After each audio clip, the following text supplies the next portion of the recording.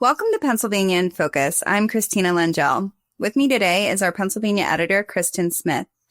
Today, we're going to talk a little bit about the Pennsylvania National Guard and when, how, and if it gets deployed.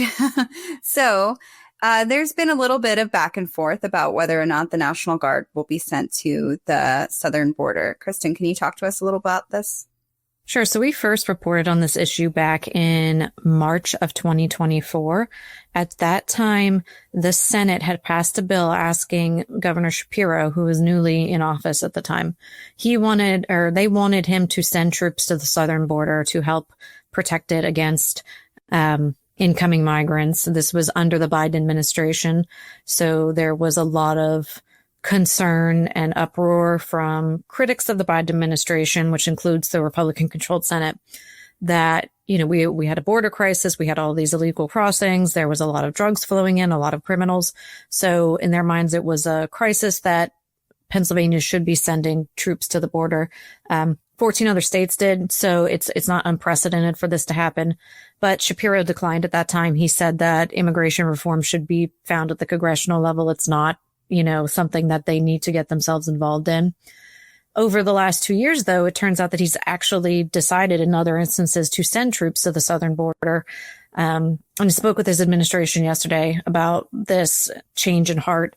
And their administration explained to me that every time that the federal government asked for the troops, then he consented to give them. And that's an important distinction because consent means that he supports the idea and he supports the mission and that he's willing and able to do whatever it takes in order to mobilize those troops.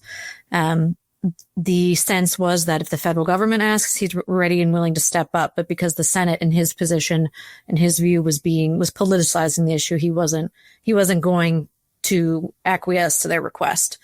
And so over the last 2 years, we've had about 100 Guard troops at the border at different times. And although I'm not currently sure how many are there, the National Guard themselves didn't clarify that point. We have responded to them in that federal request. We've also sent troops for other federal requests like Hurricane Helene and the cleanup and other natural disasters. So there's a lot of reasons besides border security that our troops have been mobilized for the federal government. And, I think the reason that this is coming to light now is in light of what's going on in California and with the ICE protests there. Has the governor said anything about the use of California's National Guard troops or how Pennsylvania would respond to a similar situation? He certainly disapproves of Trump mobilizing California's National Guard troops. He doesn't like the way that the administration has handled those protests. And he says that, because there are these protests planned for this upcoming Saturday. It's the No Kings protest. And actually it's spearheaded in Philadelphia. And so the Washington Post asked Governor Shapiro about his feelings on mobilizing the National Guard for that protest. And he doesn't think that it's going to be necessary. He believes that local law enforcement can keep a handle on things. And he said it's up to him. It's his discretion to send the National Guard in. So that indicates that if Trump asked, he may not be willing to do it. And so that's a departure from where he's been over the last 2 years. We can't say for sure that he wouldn't do it. We don't know what we don't know. We don't know what the future holds. But at this point, he doesn't think it's necessary and he's not in favor of doing so.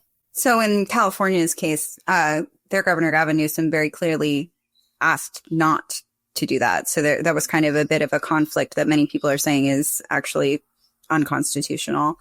Has any of that come up?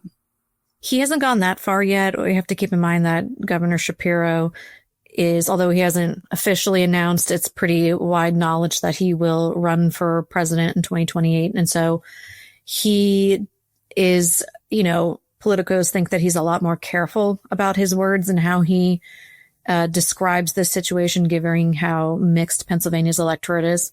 But he certainly, given his past positions, leans on the side of Gavin Newsom and his feeling that Trump has handled this the wrong way and has violated the law by doing so. All right. Thank you. Well, we'll definitely be keeping up with this story and the protests coming up this weekend in Philadelphia and whatever else may follow.